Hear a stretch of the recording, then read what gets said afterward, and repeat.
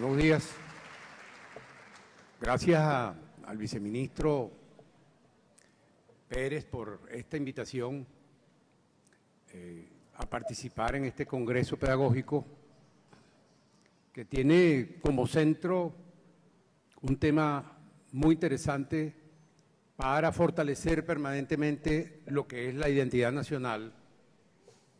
Y en ese marco voy a aprovechar la oportunidad de tocar Guyana Esequiba, una historia de un despojo, para ubicarlo en lo que es el marco de nuestro Estado-Nación a lo largo del tiempo, de nuestro Estado Nacional a lo largo del tiempo. Las fragilidades que ha tenido la República, producto precisamente de no haber existido, lo señalaba el doctor Omar Hurtado, una política coherente, una política de Estado en materia de fronteras, y que hoy, siguiendo de alguna manera la huella trazada por Hugo Chávez, nos encontramos elementos importantes para fortalecer y definir claramente lo que es una política de frontera, fundamentalmente en todo lo que es el trazo del Orinoco hasta el Esequibo, que es un área estratégica y que hoy se ubica en el marco de uno de los problemas fundamentales y que siempre lo tendrá la República. Desde que se descubrió el petróleo en Venezuela hasta la actualidad, por supuesto, estaremos gravitando dentro de la órbita de los intereses estratégicos del capital transnacional, por el hecho de que el desarrollo capitalista de hoy, en este nivel de desarrollo científico y tecnológico, requiere, por supuesto, mayor disponibilidad, accesibilidad segura y confiable de hidrocarburos.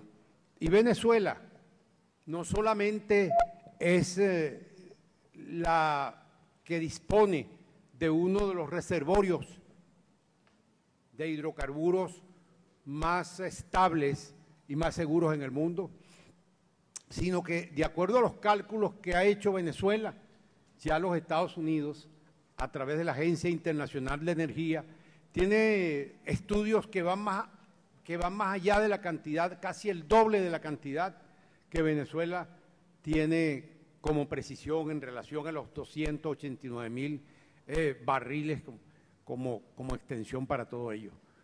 Eso indica que el tema Guyana Esequiba, la ocupación de un territorio desde 1992, que el gobierno venezolano lo protestó, pero sin embargo el gobierno guyanés dio oportunidad para que se instalaran ya operaciones petroleras en la región, sobre todo al norte, en toda la parte marina de lo que corresponde a Punta Playa. De manera que este elemento nos coloca, como lo vimos anteriormente en la gráfica que presentó Omar Hurtado, nos coloca en el centro del debate. Es un debate que tiene que ver también con hidrocarburos. Decía el doctor Carlos Mendoza Potelá, especialista en el tema petrolero, que de acuerdo a los informes de la Agencia Internacional de Energía, la ocupación del área de lo que es la faja petrolífera del Orinoco, Hugo Chávez, que es el nombre que le hemos dado dignamente, se extiende más o menos como 4 veces, ocupando las aguas que van por lo menos unos 10.000 kilómetros más allá del Esequibo.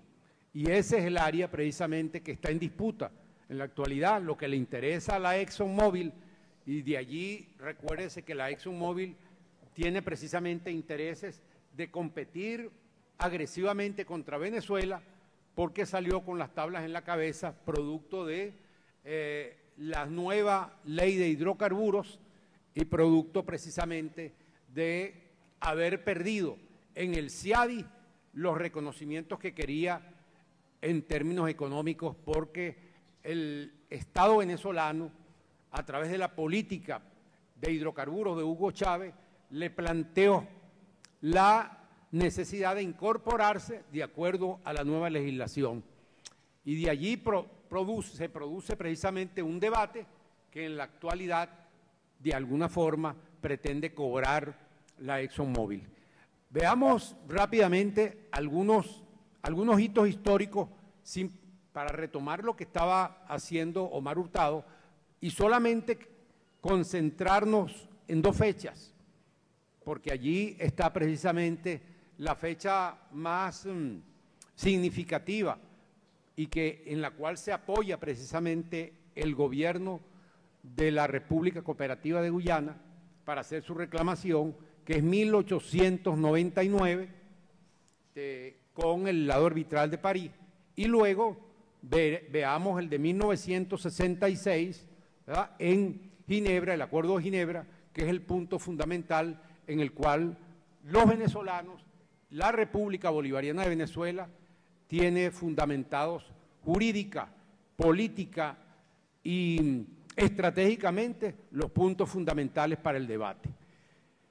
De manera que los fundamentos, como se señalaba anteriormente por parte de Hurtado, los fundamentos políticos y jurídicos sobre la integridad territorial datan realmente de la constitución de nuestra nación y antes de ella.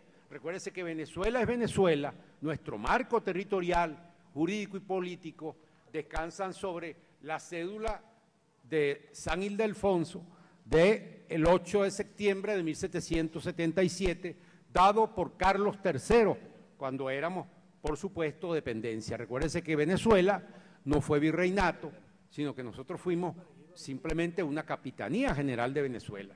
Y el nombre Capitanía General de Venezuela tiene que ver precisamente con la larga extensión de costas y el resguardo que España tenía interés precisamente para protegerse de los permanentes acosos e incursiones de corsarios, filibusteros y piratas, holandeses, ingleses, franceses, que merodeaban e incursionaban sobre todo el territorio venezolano. De manera que allí está un fundamento muy emblemático para los venezolanos, que es un fundamento que hoy en día tenemos que subrayarlo, es un fundamento bolivariano. Y precisamente en aquel momento se exhibían el mapa de Agustín Codazzi, que era fundamentalmente el que daba reconocimiento a ese territorio.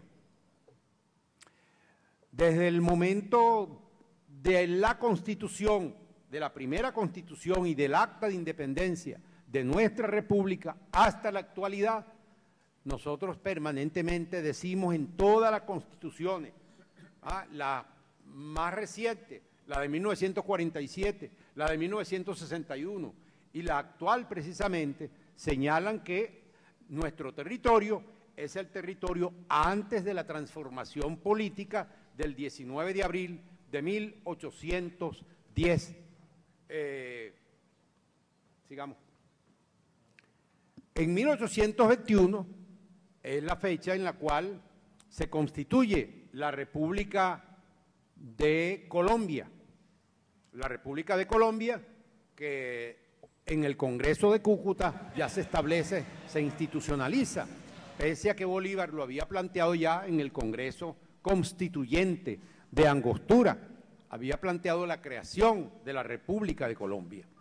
Las incursiones británicas, sin embargo, no dejaron en aquel momento de expresarse, de ir más allá del margen izquierdo del río Esequibo.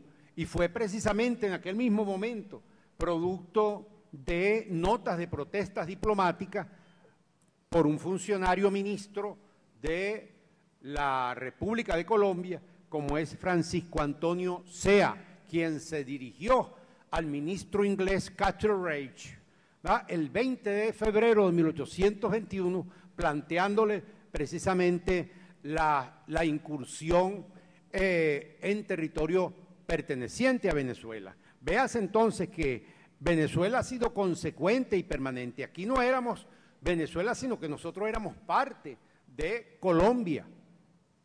Adelante. En 1830 recuérdese, se produce la ruptura de la República de Colombia y Venezuela asume su espacio territorial y asume el ejercicio de soberanía para hacer, por supuesto, un Estado nacional independiente de lo que fue anteriormente la República de Colombia. Con motivo de esa separación, en 1830 también se ratifica la integración del territorio venezolano conforme a los territorios correspondientes a la Capitanía General de Venezuela de 1777.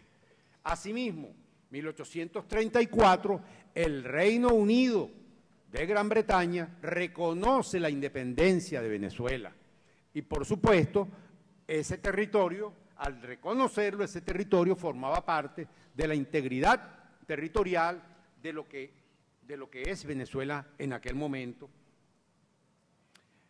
1835-1840, el gobierno británico encomienda al prusiano Robert Hermann Schomburg, ¿no?, de la Royal Geographical Society of London, ¿no?, la elaboración del mapa donde traza una línea al oeste del Esequibo como límite de la colonia británica con una ilegal anexión de 4.920 kilómetros cuadrados. Eso en 1935. En la misma dirección, hay varias líneas, Schomburg, ¿verdad? En la misma dirección, en 1840 produce una nueva línea, un nuevo trazado, donde la rapiña británica deja publicar un mapa donde Londres se anexiona nada más y nada menos que 141.930 kilómetros cuadrados. Adelante. 1841, el gobierno venezolano, a través del plenipotenciario Alejo Fortique, solicita al gobierno británico la remoción de los postes que se habían colocado siguiendo la última versión de Schomburg, pretendiendo, por supuesto, hacer que esos postes sirvieran como reconocimiento a un territorio inglés. Ese trazado entonces fue removido y Venezuela hace reconocimiento bajo protesta de lo que es su espacio territorial como parte de su soberanía. Adelante. En 1887, el gobierno de Guzmán Blanco, lo señalaba Omar, ante la invasión incesante de Gran Bretaña de aumentar el territorio, en aquel momento, la línea límite en 25.000 kilómetros cuadrados para un total de 203.301 kilómetros cuadrados. Decide romper relaciones con el Reino Unido. De manera que, vean ustedes, la progresión sistemática, permanente de Inglaterra en aquel momento. Recuérdese que Inglaterra para esa fecha era la dueña y señora de los mares. Inglaterra era la que dominaba en términos del capitalismo liberal de la época, era lo que predominaba. Inglaterra era la enseñoreada también en términos del dominio, desde el punto de vista técnico. Ya se había producido en 1750 la máquina de vapor de James Watt y la revolución industrial iba campante, por supuesto, y por otra parte las naves inglesas iban conquistando espacio.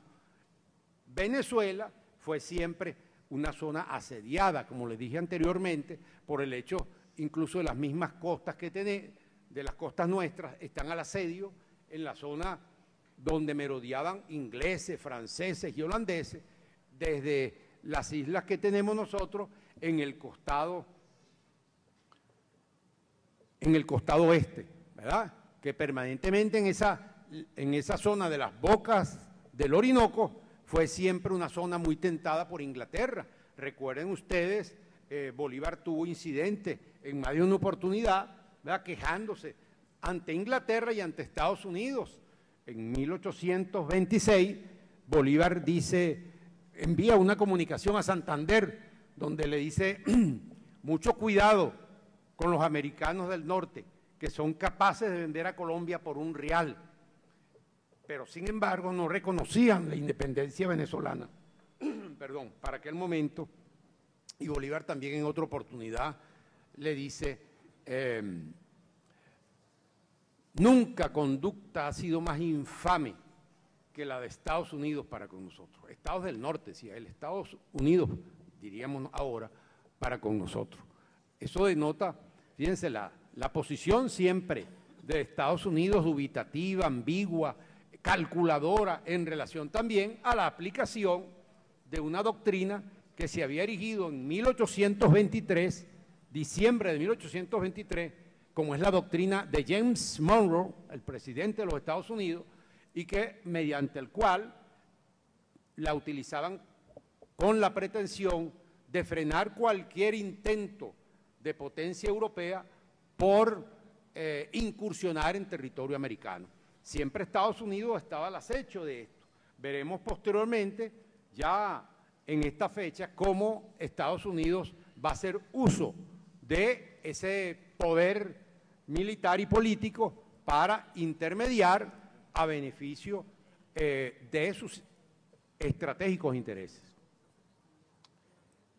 1895, un nuevo factor al cual ya me estaba refiriendo, pendular siempre en la historia del continente americano, la doctrina Monroe, se hace presente con las advertencias estadounidenses de que cualquier usurpación, ahí están aplicando la doctrina Monroe, sería ofensivo y de alguna manera afectaría los intereses de Estados Unidos en la región. Así se conmina a Venezuela en aquel momento, se presiona para un arbitraje con representación de 2 estadounidenses y 2 británicos en su representación, 1897. Ya lo refería, en 1897 se consuma prácticamente este arbitraje. Adelante. Luego viene la fecha clave que refería yo, 1899, el despojo con el laudo arbitral de París, donde se violan los acuerdos tratados anteriormente en 1897 y Venezuela es despojada del 90% del territorio esequibo ante una infame componenda contra el país. La protesta venezolana no se hace esperar. Pero vean ustedes la fecha, 1899, la inestabilidad de la República Venezolana, producto de las apetencias políticas, la fracturación del país políticamente, la inexistencia prácticamente de Venezuela como Estado-nación, puesto que éramos simplemente la codicia y de la rivalidad de distintos bloques políticos, ¿verdad?, de la oligarquía, de la burguesía, que uno siempre mantenían posiciones, unos más débiles que otros, ante el capital extranjero, fundamentalmente inglés algunos y otros que representaban tendencia francesa o de los propios alemanes. Fíjense que es el momento de la revolución restauradora, cuando va a derrotar a través de esa revolución Cipriano Castro al resto de lo que era el liberalismo amarillo, lo que quedaba del liberalismo amarillo. Adelante. Ya, de manera todo esto, pero es bueno abundar un poco. 1899, ya ha pasado esto. 1899, el mundo era expresión, en buena medida, de rivalidades interimperialistas. Es cuando emerge Estados Unidos como un país imperialista en aquel momento. 1898, Estados Unidos le declara la guerra a España, en lo que se ha denominado la guerra yo la llamo hispano-cubano-norteamericana, para meter a Cuba, porque el proceso de la revolución y de la independencia cubana fue precisamente bloqueado por la intersección de Estados Unidos, quien actúa, dizque para conjurar de alguna manera lo que era la explotación imperial hispana, ¿verdad? Debe ser que la norteamericana la consideraban ellos mejor. Bueno, se queda en Puerto Rico, la convierte, como ya sabemos después, en una colonia, y a Cuba le impone la enmienda Platt, y surge allí lo que es el corolario Roosevelt, de Theodore Roosevelt, que va a ser un elemento donde se asume Estados Unidos como policía de América Latina, ¿va? Como gendarme de América Latina y con la capacidad de intervenir en cualquier oportunidad que él lo considerara inconveniente o como amenaza a su seguridad nacional. De manera que la política ha sido constante. Recuerden ustedes la consideración del presidente Obama, que nos consideró una amenaza inusual y extraordinaria. Adelante. No, regrese por favor, un momentico. Para 1900 anterior, de 1899, entonces, con el laudo arbitral de París, se conjura pues todo lo que es la componenda donde Venezuela prácticamente va a estar ante la amenaza de estos ejes imperiales en aquel momento. La nueva. 1949 se devela el fraude contra Venezuela en el laudo arbitral de París al publicarse, lo señalaba el colega, en The American Journal of International Law, el memorándum dejado por Severo Malek Prevost, que como abogado de Venezuela denuncia la maniobra artera contra Venezuela y el complot para el despojo, dejando al descubierto lo írrito y nulo del laudo de París de 1899. De manera que ese elemento dejado por quien había sido representante supuestamente de Venezuela, digamos, devela la componenda, la maniobra que se había realizado contra el país por parte de Inglaterra, de Estados Unidos y de otro aliado que creo que era Moscú en aquel momento. Adelante. El Acuerdo de Ginebra, entonces, es la base expedita para la negociación del diferendo, de manera que ahí están los dos puntos clave. Es la base fundamental sobre la cual Venezuela hace recaer su derecho legítimos para el reclamo que le corresponde en la controversia territorial. 1962, Venezuela, a través de su canciller Marco Falcón Briceño, hace en el marco de la Asamblea General de Naciones Unidas, hace precisamente formal denuncia del írrito y nulo laudo de París del 1899, dando lugar a la reunión que en 1963 se produce entre las partes y acuerdan entonces dirimir por vía pacíficas la solución al conflicto. A partir de allí viene la reunión, adelante, 1966, en la cual, pase la próxima por favor, en la cual se acuerda Venezuela y Gran Bretaña y la otrora colonia de Guayana Británica. En aquel momento más o menos coincide con el momento cuando le dan la independencia a la Guyana, que será entonces la República Cooperativa de Guyana. Acuerdan reconocer la existencia de la controversia sobre el Esequibo, fijan los términos para la búsqueda de la solución pacífica conforme a la Carta de Naciones Unidas.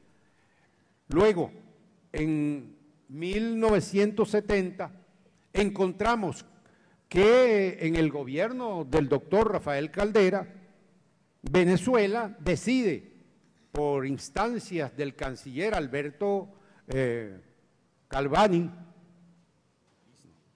Arístides Calvani, en el protocolo de Puerto España, firma Guyana, Reino Unido y Venezuela, sin renunciar a los derechos de las partes, pero congelan las negociaciones por 12 años. Que significaba no aplicar el artículo 4 de Ginebra, mediante el cual se procedía a adelantar políticas en materia de la negociación. Adelante. 1982, Venezuela no ratifica el protocolo de Puerto de Puerto España y reactiva la negociación bilateral según el Acuerdo de Ginebra. Continúe.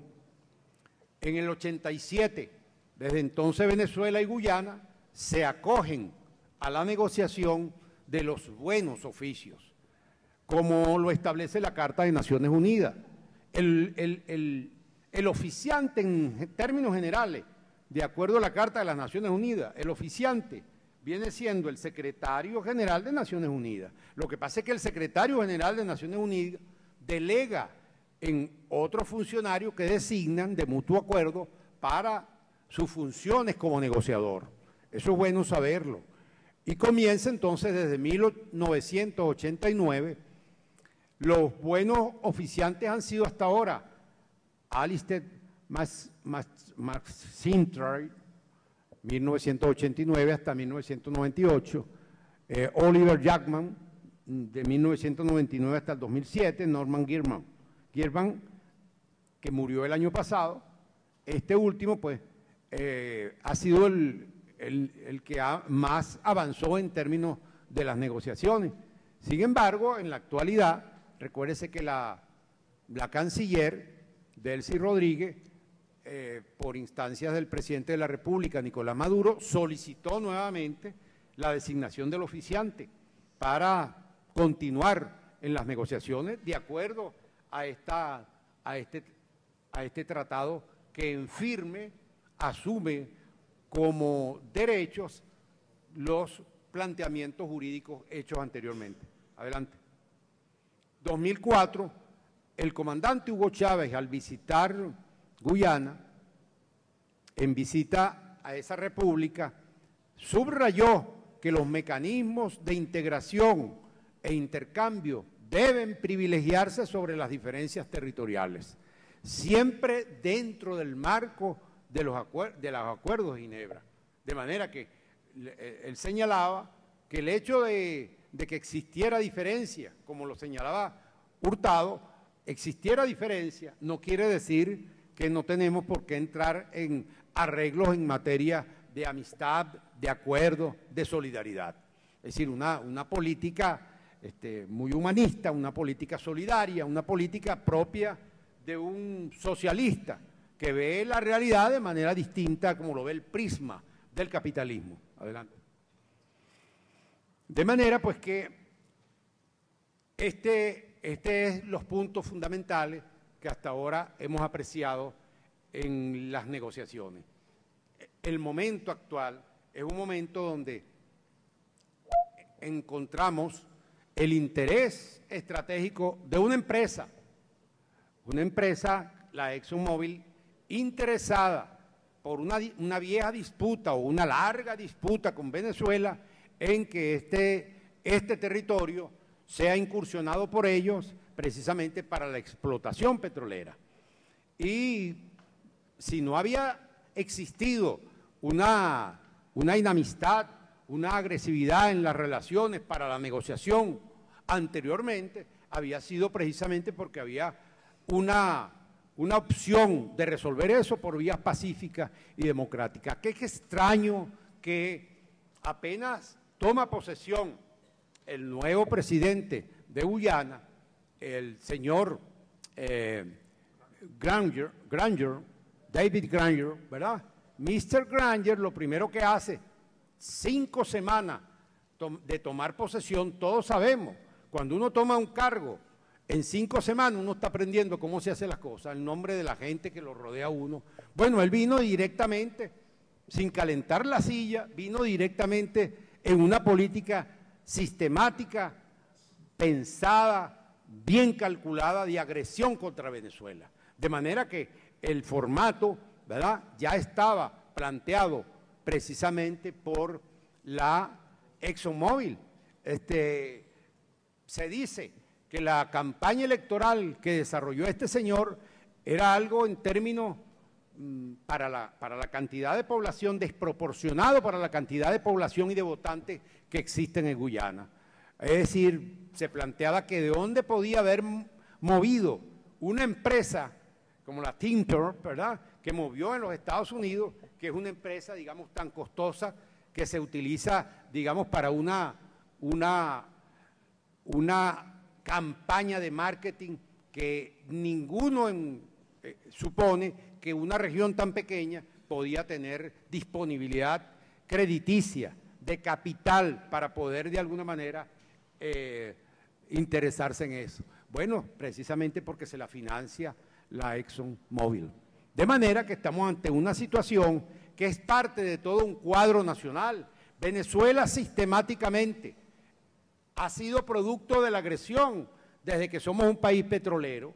Se necesita tener, cuando no seamos agredidos por el imperialismo, es porque estamos entregando el país de alguna manera, porque eso era lo que no pasaba anteriormente, desde Gómez hasta Carlos Andrés Pérez, segundo gobierno de Carlos Andrés Pérez. Se vea que la política era siempre a pie juntilla, siguiendo los lineamientos establecidos por el Departamento de Estado y siendo el modelo supuestamente de democracia, como nos llamaban en los Estados Unidos, the mirror of democracy. Éramos el espejo de la democracia, de acuerdo al modelo de los Estados Unidos.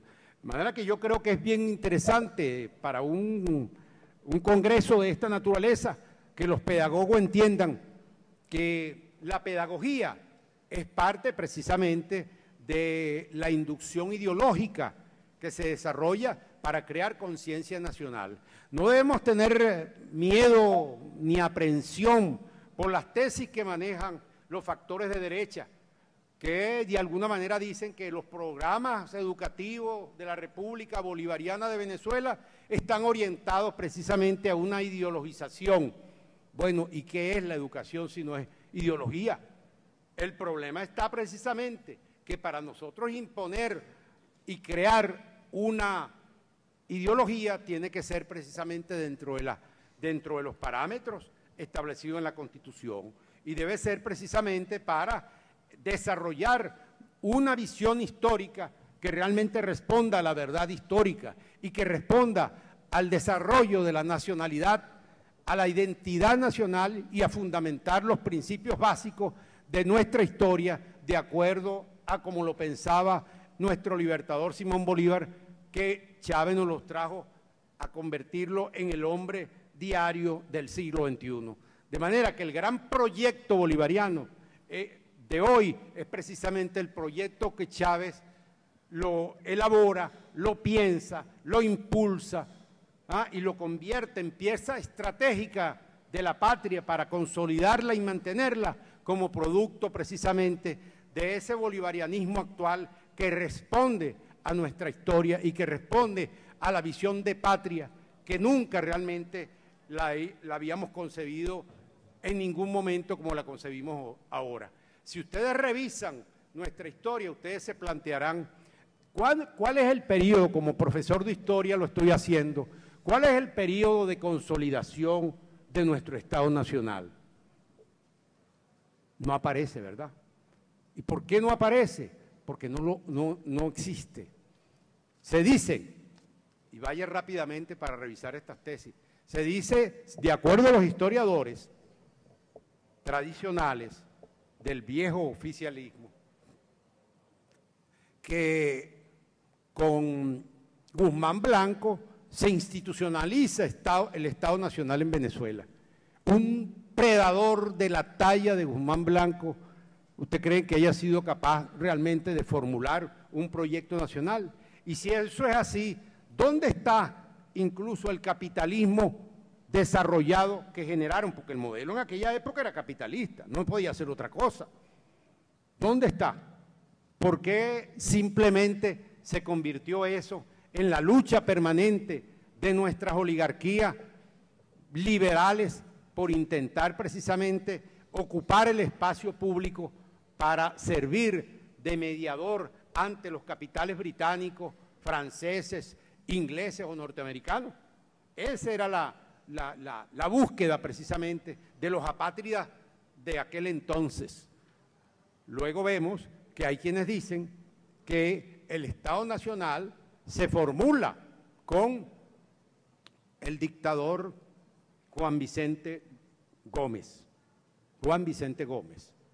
¿Será eso cierto?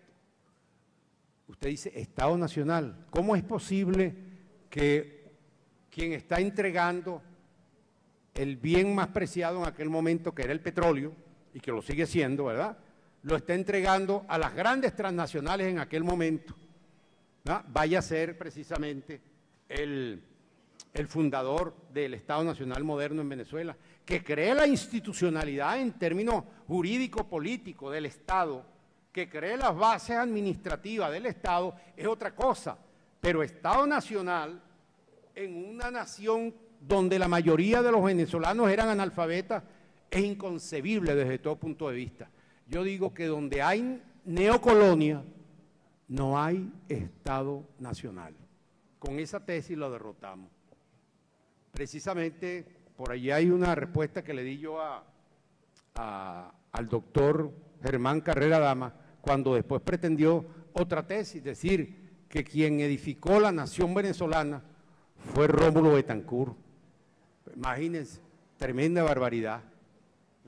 Es decir, quien masacró a este país, quien impuso una democracia, una democracia autoritaria, hecha a imagen y semejanza de los intereses estratégicos de los Estados Unidos, quien alineó a este país a la Guerra Fría, quien vinculó a Venezuela al TIAR, quien fue el representante nuestro en la Organización de Estados Americanos, que sirvió como mampara para mantener la represión y los gobiernos militares y gorilas en toda América Latina a lo largo de la década de los 70 y 80.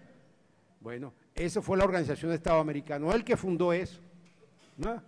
Fue el representante nuestro en 1948, de manera que ese puede ser para nosotros el fundador. ¿Dónde está el desarrollo nacional que tenemos nosotros? Si aquí hubiese pasado eso, hoy disfrutáramos de lo que fue el esfuerzo de nuestro comandante eterno y sigue siendo el esfuerzo hoy, y en esa lucha estamos precisamente con la guerra económica, que es haber logrado definitivamente la soberanía alimentaria. De manera que hoy, más que nunca, como docente, nosotros debemos sentirnos orgullosos de estar de este lado representando lo que es la patria, porque hoy la lucha es entre la patria y la antipatria. Por eso la consigna nuestra es independencia y patria socialista.